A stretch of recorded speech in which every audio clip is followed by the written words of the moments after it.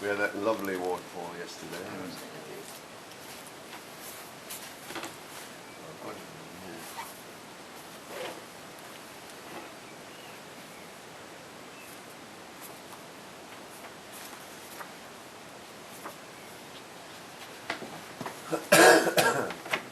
But not necessarily sort of follow that.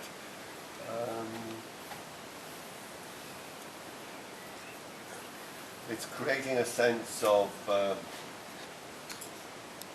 waterfall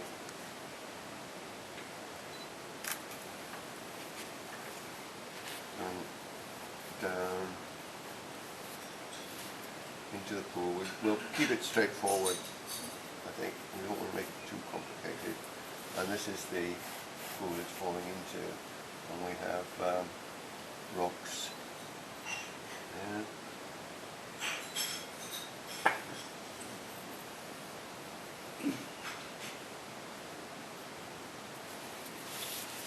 So, nice simple waterfall.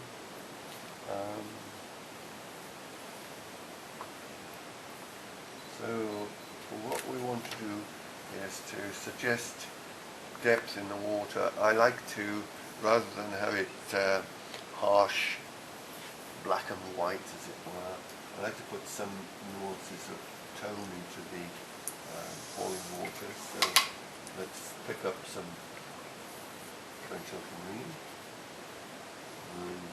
Go down the side like that.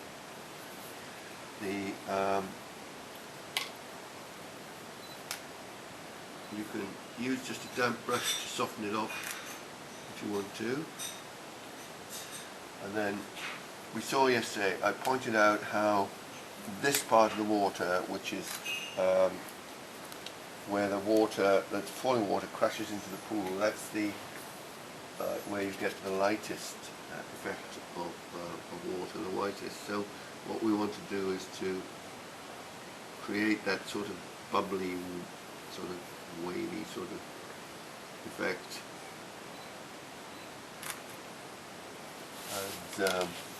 And then what I tend to do is to take that up like that.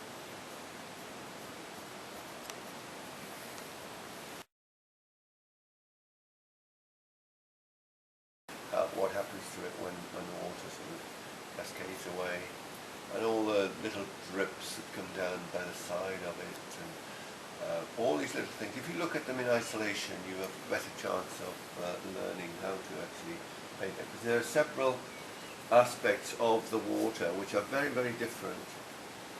You've got water sort of flowing over a slab of rock, as this was doing. It wasn't at all white there, it was the colour of the rock because the water was so thin. Further down, the water's free of the rock, it's falling free, and you can see the aerated white water. So they're very different in character. But you don't have to put all that in, you don't have to make it all exactly as it is. As you see, I ignored the where the water was sort of just flowing down the rock. I just kept it very simple. So don't feel you've got to copy absolutely everything as it is out there in nature. So as I did with the boulder, I'm just now going to put a little bit of background in. We can have some Naples yellow in there, and then some yellow ochre. Just creating a.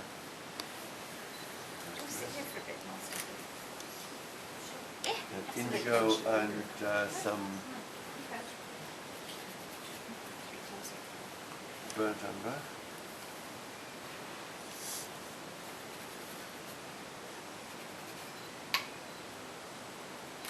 Indigo and burnt umber.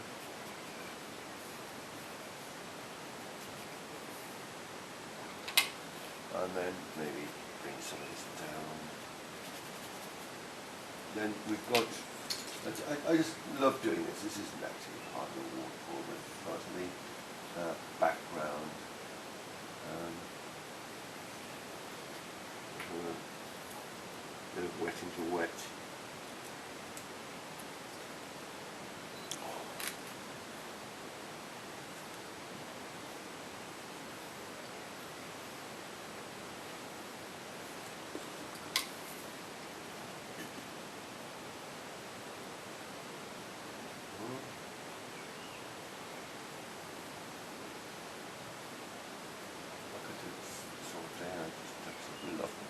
messing about like this and creating these images.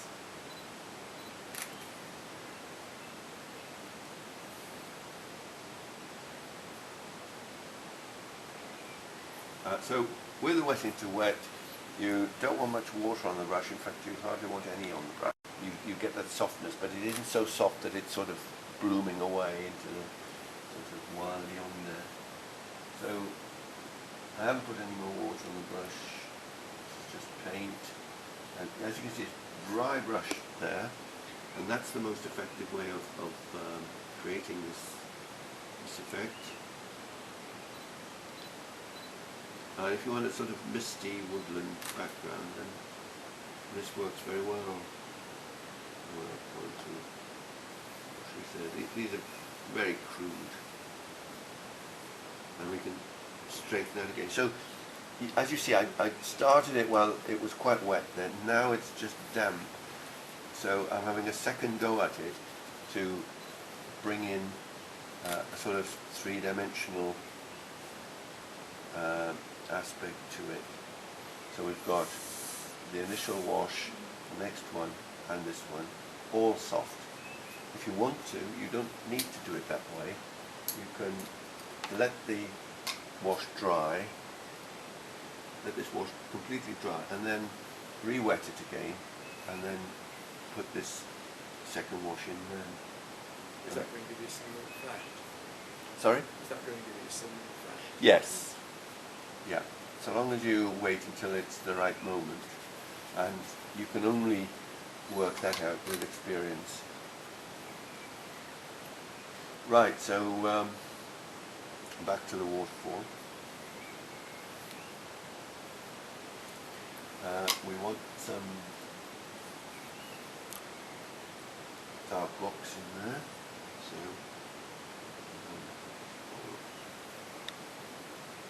rocks. We have water flowing in front of the rock.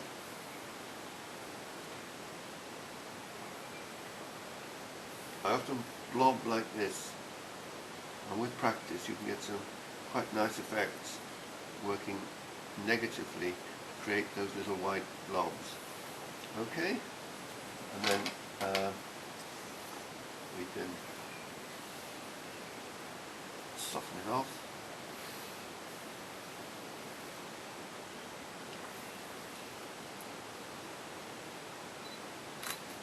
And maybe add some colour in there. These often mosses and that sort of thing.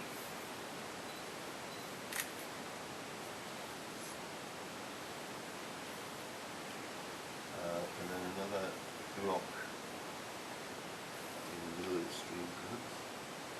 Middle of the waterfall.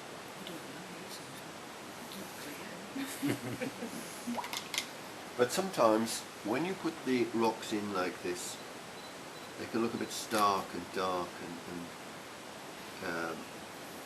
a bit heavy. So we've got it in there, we've put the indigo and a touch of burnt umber on. Softening the bottoms, hard tops, soft bottoms, because the bottoms are actually in the water. And then to lose that harshness, you just get some yellow ochre and just drop it into the wash there. So it's a lovely dropping in colour. This is a bit of a bully, it pushes the other colour away. Just going to have to... a rock there stuck in the middle of the waterfall. Soft edged at the bottom. And so I'm going to do a similar sort of thing here with this one.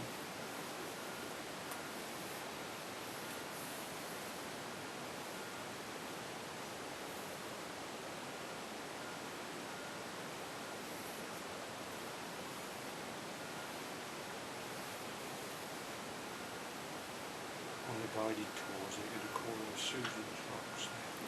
Right. And then sometimes I'll use the side of the brush like that to get that sort of ragged edge there. And of course, using a rough paper is a good idea for this, but are not surface wood quite well, so you don't need to worry too much. But if you want a bit of extra help, then the rough surface is a good idea. So again, softening it off there, damp brush.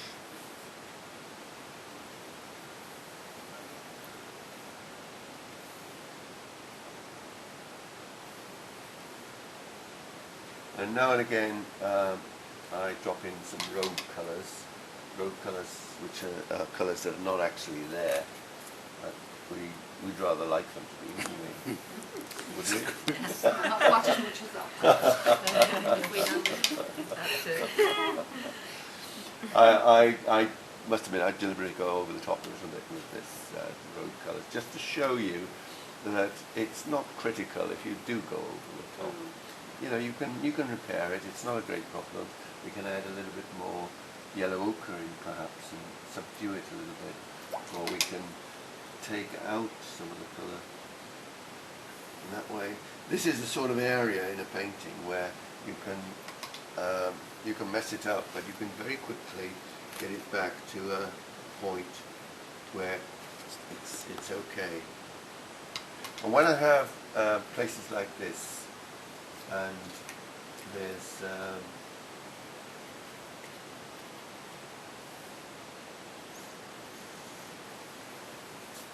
a damp area like that, I sometimes use that damp area as a sort of reservoir and then work out from it like that with a few bits of grasses or what have you, and that can work rather well.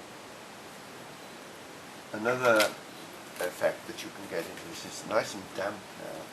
Is you can spray it if you want to, or another way is to get your toothbrush out and just put water on it, and you get a nice sort of mottled effect. You get a bit of texture in there, and that can be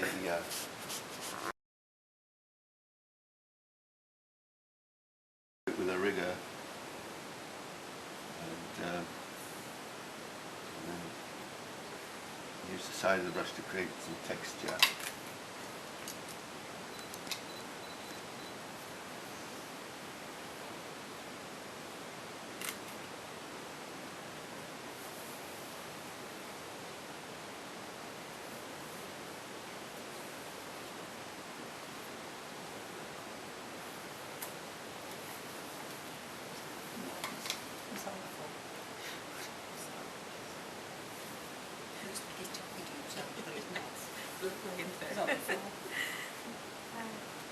Oh, you can get through there very easily.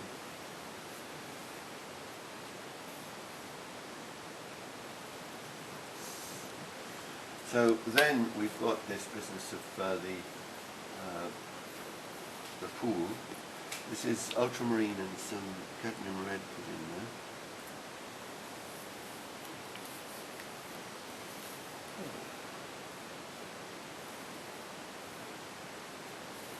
So I want to keep quite a bit of this white, but it's as it gets further away from the actual falling water, it becomes more sort of darker in tone.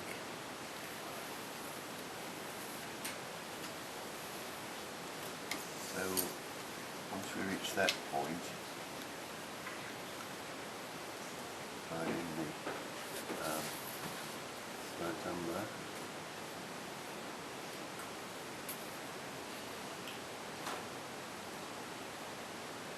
and also there's obviously a bit of reflection there from the waterfall,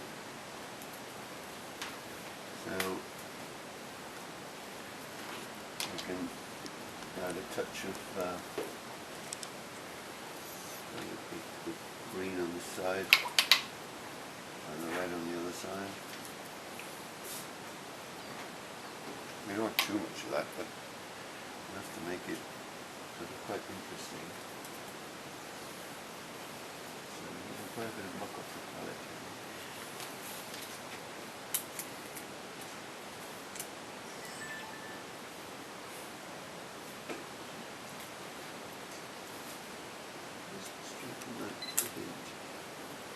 This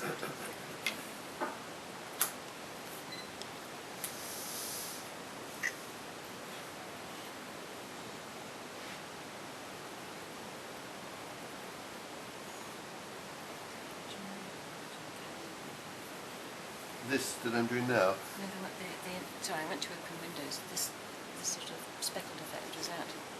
it's a bit like that.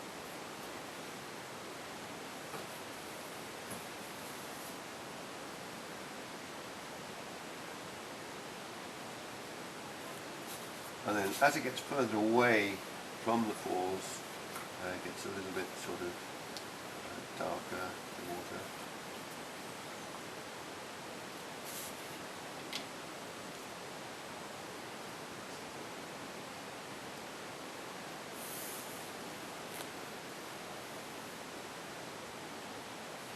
So we'll dry it off now.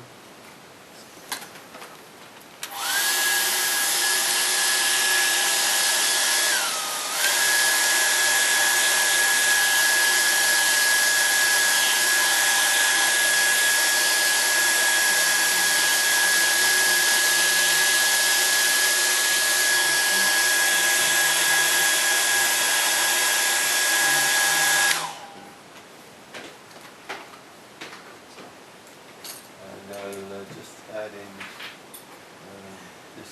the tree on the left hand side needs a sort of bit of a foundation there, otherwise it just looks a bit odd.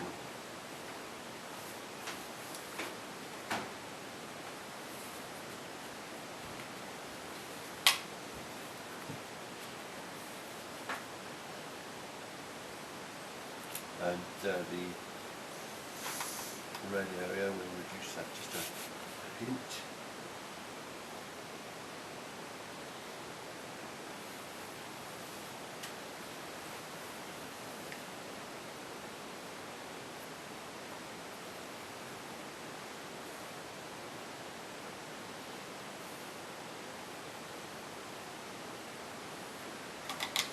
And as I've said before, I often abstract some of these parts of the painting,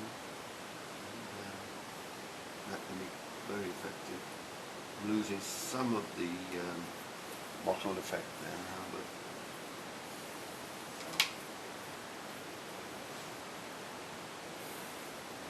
just about there now. Maybe sort of strengthen this a little bit in places.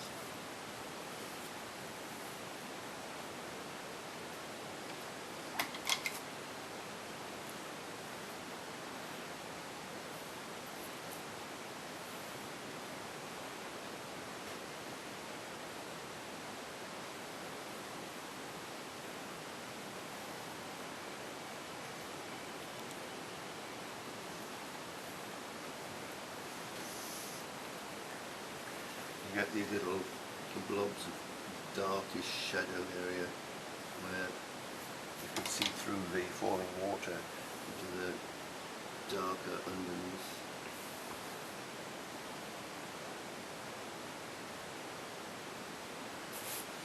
And another streams coming down the side, or sometimes they're just even drips of water, and sometimes they're not even coming from the top, they sort of find their way down from there. You can add one or two of these in, and you can use it to sort of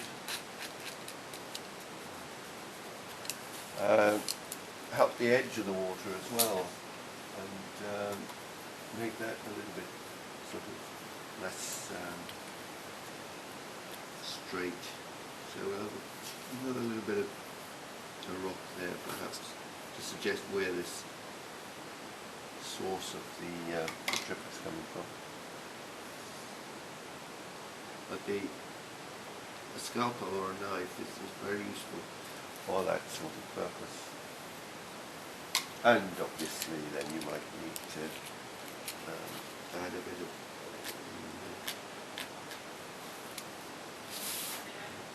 add it out there.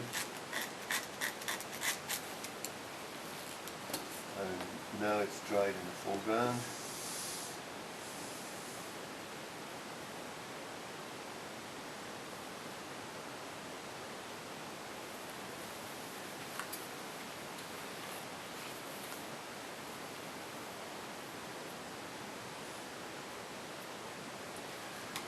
put down the little wavelets in there and then soften their bottoms.